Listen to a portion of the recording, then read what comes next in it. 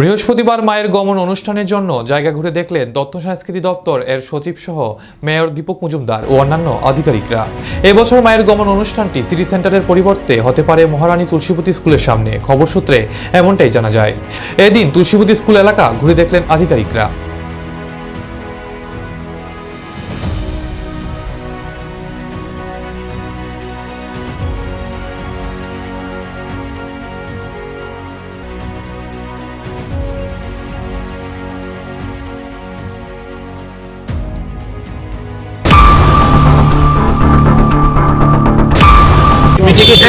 ছিল যে আমরা যেখানে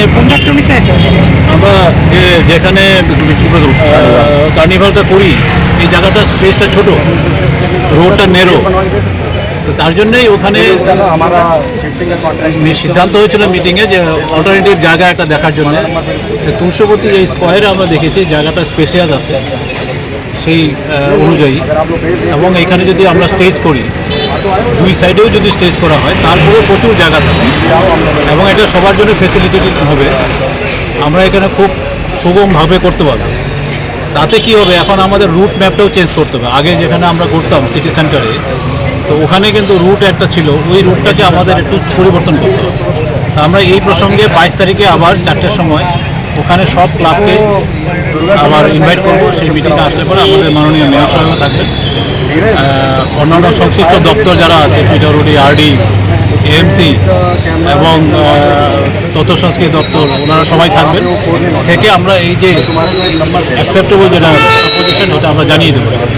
মোটামুটি কি ঠিক করেছেন এই জায়গায়? মোটামুটি আজকে তো আমরা সিদ্ধান্ত নিইনি, ওই দিনই সিদ্ধান্ত।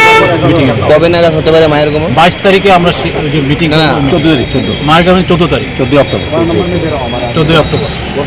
মাননীয় মুখ্যমন্ত্রীর কি মানে পরিকল্পনা, তিনি কি বলেছেন? মাননীয় মুখ্যমন্ত্রীর পরিকল্পনা আমি কি করে বলবো? না, ওই দিন তো আপনারা মিটিং বলার তো বলে দিলাম, ওই সিদ্ধান্তটা তো আজকে বললাম। ওই দিন তো ওই মিটিংটা মাননীয় মুখ্যমন্ত্রীর পরিহত্যি হয়েছিল, মাননীয় মেয়র সাহেবও ছিলেন, আমরা সবাই ছিলাম ওইখানে। তিনি কি মানে কি আমি আর কি বলবো, এত সিদ্ধান্ত বললামই তো। এটা প্রপোজিশন হচ্ছিল অল্টারনেটিভ জায়গা দেখার জন্য, আমরা আজকে অল্টারনেটিভ জায়গা দেখলাম। ঠিক আছে না?